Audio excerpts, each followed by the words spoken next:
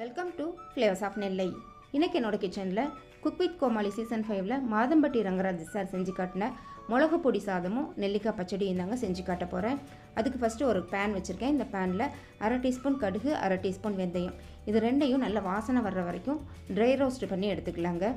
இந்த மிளகு பொடி சாதம் ரொம்ப ஈஸியாக செஞ்சிடலாங்க. அதே சமயம் ரொம்ப டேஸ்டியாக இருக்கும். லஞ்ச் பாக்ஸுக்கெலாம் நீங்கள் வச்சு கொடுக்கறதுக்கு ரொம்ப ஆப்டாக இருக்குங்க.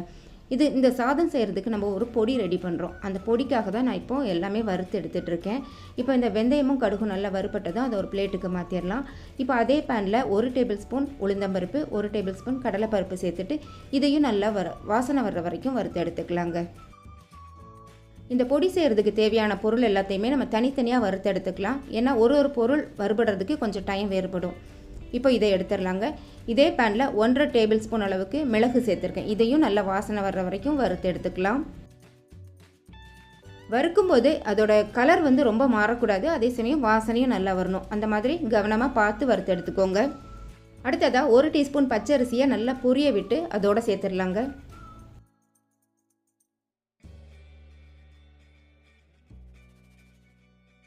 மிளகு எவ்வளோ எடுத்தோமோ அதுக்கு 2 மடங்கு தனியா எடுத்து அதையும் நல்லா வறுத்து எடுத்துக்கலாம். 3 டேபிள் ஸ்பூன் தனியா எடுத்திருக்கேன். பேருக்கு ஏற்ற மாதிரி இந்த பொடி நல்லா காரசாரமாக இருக்குங்க. நான் மிளகும் சேர்த்துருக்கேன். அது கூடவே கொஞ்சமாக வரமிளகாயும் நான் இதில் சேர்த்துக்க போகிறேன். நான் ஒரு 10 வரமிளகாய் சேர்த்துருக்கேன். உங்களுக்கு காரம் எந்த அளவுக்கு தேவையோ அந்த மாதிரி கூட குறைய சேர்த்துக்கோங்க.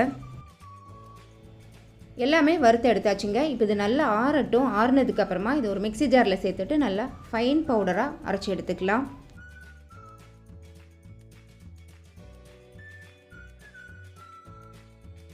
மிளகு பொடி ரெடி ஆயிடுச்சுங்க. அடுத்ததாக சாதம் ரெடி பண்ணிடலாம்.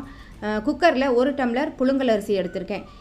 இந்த ரெசிபிக்கு சாதம் ரொம்ப குழைய இருக்கணும்னு சொல்லியிருந்தாங்க. அதனால் அரிசியை 2-3 தடவை நல்லா தண்ணி ஊற்றி கழுவுனதுக்கப்புறமா 1 டம்ளர் அரிசிக்கு 4 டம்ளர் தண்ணி ஊற்றி நம்ம குக்கரில் வேக வச்சு எடுக்கணுங்க. இந்த அரிசி கூடவே நான் 1 டீஸ்பூன் உப்பும் சேர்த்துக்கிறேங்க. சேர்த்து நல்லா கலந்து விட்டதுக்கப்புறம் 5லேருந்து 6 விசில் வச்சு எடுத்துக்கலாம். நீங்கள் நார்மலாக சாதம் வைக்கிறதுக்கு எவ்வளோ விசில் வைப்பீங்களோ அதுலேருந்து எக்ஸ்ட்ரா 2 விசில் வச்சு நல்லா குழைய வேக வச்சு எடுத்துக்கோங்க. இப்போது சாதம் நல்லா வெந்துருச்சுங்க. இது சூடாக இருக்கும் போதே நல்லா கரண்டியெல்லாம் மசிச்சு விட்டுட்டிங்கன்னா நல்லா குழைவாக வந்துடும். இப்போது சாதத்தில் 4லேருந்து 5 டேபிள் ஸ்பூன் அளவுக்கு நெய் சேர்த்துக்கலாங்க. இந்த சாதம் நல்லா காரசாரமாக இருக்கும். அதனால கட்டாயம் நம்ம நெய் இந்த அளவுக்கு சேர்த்தாதாங்க நல்லாயிருக்கும். இப்போது இது கூடவே 3லேருந்து 4 டேபிள் ஸ்பூன் அளவுக்கு பால் ஆடை சேர்த்துக்கலாங்க. இந்த பாலாடை இந்த ரெசிபிக்கு நல்ல ஒரு டேஸ்ட்டும் ரிச்னஸும் கொடுக்கும். கூடவே கொஞ்சமாக உப்பு சேர்த்துக்கிறேன். நான் ஃபஸ்ட்டே கொஞ்சம் உப்பு சேர்த்துட்டேன். அதனால் பார்த்துட்டு கொஞ்சமாக சேர்த்துக்கிறேன்.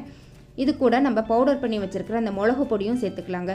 நம்ம பவுடர் பண்ணி வச்சுருக்கிற மிளகு பொடி அவ்வளோத்தையும் சேர்க்கணுங்கிறதுல நம்மளுக்கு எந்த அளவுக்கு தேவையோ அந்த அளவுக்கு சேர்த்துட்டு நல்லா கலந்து எடுத்துக்கலாங்க. மிளகு பொடி சாதம் ரெடி ஆயிடுச்சுங்க. இதுக்கு சைட் டிஷ்ஷாக நெல்லிக்காய் பச்சடி செஞ்சு காட்டியிருந்தாங்க. அதை இப்போ பார்க்கலாம். 5லேருந்து 6 காட்டு நெல்லிக்காய், அதாவது பெரிய நெல்லிக்காயை அரைவேக்காடாக வேக வச்சுட்டு அதை சின்ன சின்னதாக கட் பண்ணி எடுத்து வச்சுருக்கேங்க.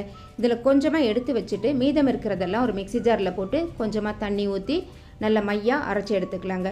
எடுத்து வச்சுருக்கிற அந்த கொஞ்சம் நெல்லிக்காயை சின்ன சின்னதாக கட் பண்ணி அதையும் தனியாக எடுத்து வச்சுக்கலாம். மிக்ஸி ஜாரில் 1/2 கப் துருவின தேங்காய் சேர்த்துட்டு இது கூட 1 டீஸ்பூன் தனியா, 1/2 டீஸ்பூன் மிளகு, ஒரு 5-6 பூண்டு பல், 1/2 டீஸ்பூன் சீரகம், ஒரு 7லேருந்து 8 சின்ன வெங்காயம், ஒரு சின்ன துண்டு இஞ்சி, இது கூடவே கொஞ்சமாக தண்ணி சேர்த்து இதை நல்லா மையாக அரைச்சி எடுத்து வச்சுக்கலாங்க.